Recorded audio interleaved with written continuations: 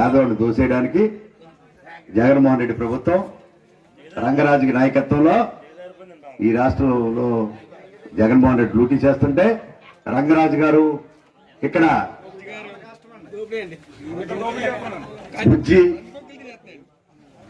పేరు ప్రేమ్ కుమార్ గారు కలిసి ఓటాలు పంచుకుంటున్నారు. ఓటాలు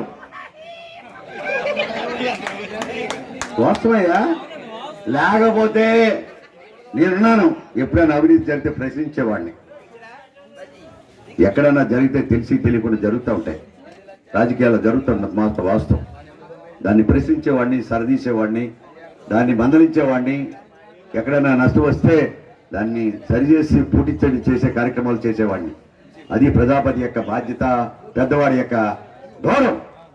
కానీ ఈనాడు అవినీతి రాజకీయం చేస్తున్నాడంటే ఇసుకలో కూడా దందా. ఇలా నడుపుల్లో ఇసుకి ఎవరనుకుంటా సాక్షి సీనంట. అలాగే ఆ పక్కనే చిరంజీవి రెడ్డి గారు, దానికి వెనకాల రంగరాజు గారి కుమారుడు. రంగరాజు గారు డైరెక్ట్ గా రావట్లేదు ఇక్కడ, వాస్తవాలు మాడుతున్నాయా. ఇంట్లో పేపర్ వాళ్ళు రాయలేకపోతున్నారు పాపం. పేపర్ వాళ్ళు రాస్తే వీళ్ళ మీద కేసు, వీళ్ళు కూడా రాయలేకపోతున్నారు.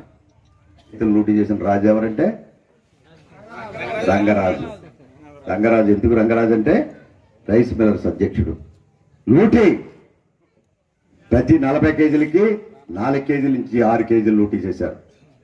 మాయిచర్ అన్నారు, నూకలు అన్నారు.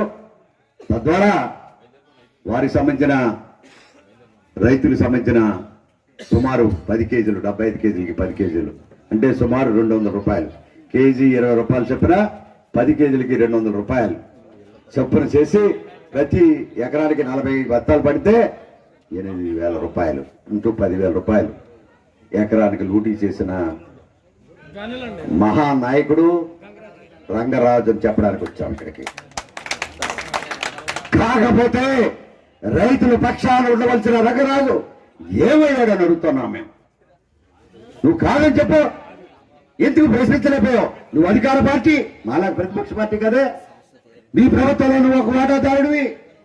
ఇక్కడ ప్రజల యొక్క సమస్యలు తీర్చవలసిన రైతు పక్షాన ఉండవలసిన నువ్వు ఏమయ్యావు అని అడుగుతున్నా.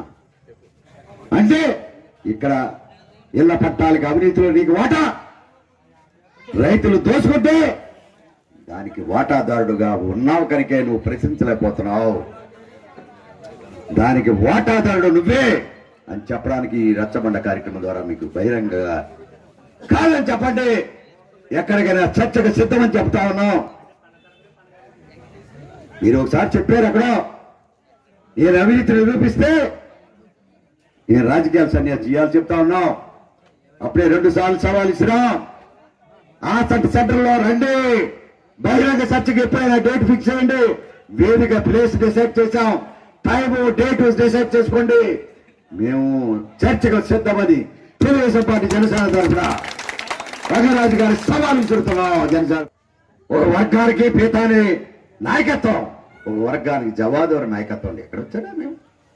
నువ్వు వచ్చిన తర్వాత అంతకితం లేని గొడవలు ఈరోజు నీకు సాధ్యమే. నువ్వా ఒక దుర్మార్గం, రాజకీయాలు కక్షలు పెట్టి కారుణ్యాలు పెట్టి రాజకీయాలు చేయడానికి ఆలోచించిన ఒక దుర్మార్గము రాజు రంగరాజు అని చెప్పడానికి వచ్చావు. ఇక్కడ కులాల మధ్యలో చిచ్చు పెట్టి కాసుకోవడానికి చూస్తున్నావు. నిన్ను కాలుస్తారు ప్రజలని చెప్పి రావణ బాల ప్రజలు నిన్ను కాలుస్తారు, కాల్చి మూడు చేస్తారు అని చెప్పడానికి వచ్చాం.